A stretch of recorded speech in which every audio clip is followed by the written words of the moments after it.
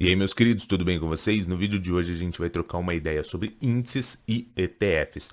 O que eles são, como que a gente investe neles e como que nós podemos melhorar os nossos investimentos através deles. Dá o like, se inscreve no canal e lembrando que nada do que for dito aqui é uma recomendação de investimento. Bora!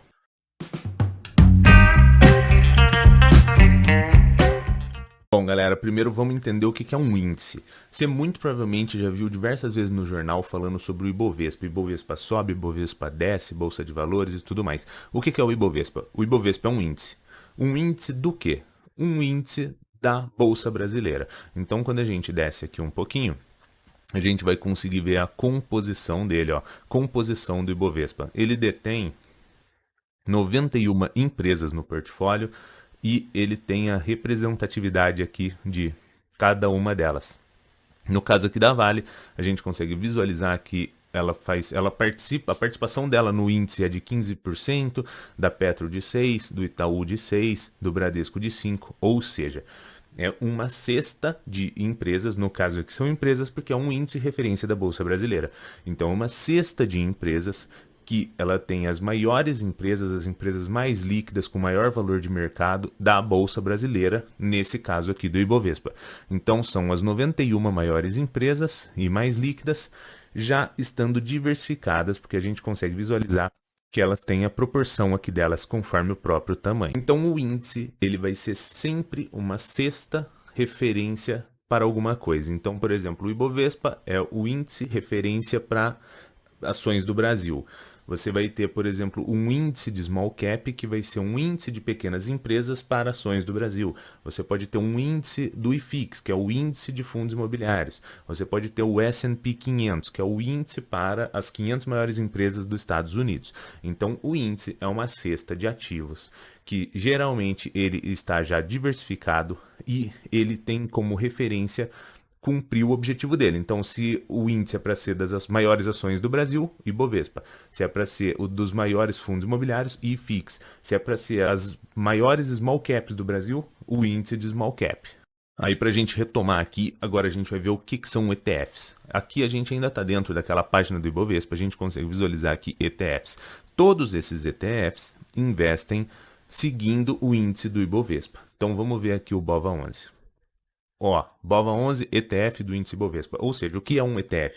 O ETF é como se fosse um fundo que ele vai utilizar o índice como um norte. Ou seja, ele vai pegar toda aquela cesta de empresas ou de ativos e ele vai seguir aquela mesma composição do índice. Ou seja, quando a gente não investe no índice, a gente investe no ETF e esse ETF replica o índice. Então, a gente faz a escolha pelo ETF que a gente deseja. Se a gente quer se expor às maiores empresas do Brasil, a gente compra um ETF que vai seguir o índice das maiores empresas do Brasil. Se você quer se expor às maiores empresas dos Estados Unidos, você vai comprar um ETF que utiliza o índice das 500 maiores empresas dos Estados Unidos. Se você quer comprar um ETF do IFIX, que representa os maiores fundos imobiliários, você compra um ETF que segue esse índice. Então você investe no ETF e o ETF replica aquele índice, ou seja, ele vai ter todas aquelas empresas naquela mesma proporção. Como o ETF ele faz essa gestão, o fundo faz essa administração toda de fazer essa composição do portfólio, ele tem aqui uma taxa administrativa, no caso do Ibovespa é 0,54% ao ano. Em outros fundos essa taxa muda, mas geralmente é nessa casa entre 0,30% e 0,75. Você pode falar assim, pô, mas cara, então esse negócio aí é legal, hein? Eu não preciso estudar, eu não preciso fazer nada, eu só vou lá e compro um ETF, esse ETF vai investir nas maiores empresas do que eu quiser, seja elas empresas pequenas ou empresas grandes, ou empresas de tecnologia, ou empresas dos Estados Unidos. Não é bem assim, porque quando você compra um ETF, primeiro que você vai estar levando aquela cesta. Então, ou seja, talvez tenham empresas ali que você não compraria se fosse comprar de forma individual. Às vezes você é uma pessoa que não gosta de investir em estatais. Porém, ao comprar o Ibovespa, você vai levar Petrobras, Banco do Brasil e etc. Às vezes você é uma pessoa que não gosta de investir em commodities. Ao comprar o Ibovespa, você vai levar Vale, Petrobras e tudo mais. Então, quando você compra o índice, você tem que aceitar tudo que contém naquele índice. Esse é um ponto negativo.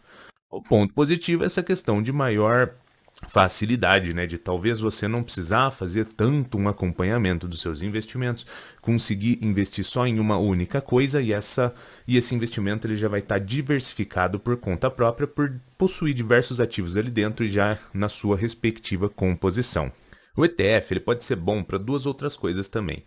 Uma delas é o seguinte: em tempos de crise, geralmente todas as coisas caem de preço. Então você não vai ver, por exemplo, uma empresa ruim caindo de preço e uma boa não. Geralmente, quando a crise chega, a gente já conseguiu visualizar isso ao longo desses 2 últimos anos, principalmente. Quando a crise chega, não importa se você é uma empresa sólida ou uma empresa menos sólida, geralmente o barranco desmorona junto. Então, claro que não na mesma proporção, mas tende a ter desvalorizações para baixo. E o ETF é uma boa forma de se posicionar em tempos de crise, talvez. Por quê? Porque você está numa situação de crise, todas as coisas estão com desvalorizações. Você tem um risco ali de talvez algumas desvalorizações permanecerem e não retornarem. Ou seja, se você comprar uma empresa individual, você corre o risco de estar fazendo uma tacada errada. Quando você investe em um ETF, como ele geralmente, todas as empresas daquele índice acabam tendo uma desvalorização, imagina nessa questão aí de fechamento que nós tivemos agora em 2 anos. Praticamente todas as empresas brasileiras, small caps, sólidas e tudo mais, tiveram uma grande desvalorização. O que ocorreu depois de alguns meses, todas tiveram uma grande valorização. Quando você investe no índice, o índice cai e geralmente depois ele volta. Então ele pode ser uma ótima opção para quando você tem esses momentos atípicos de crise, aonde independente da empresa ser boa, média ou ruim, ambas acabam tendo uma desvalorização por conta desse medo, desse sentimento emocional que ocorre e deixa a razão de lado.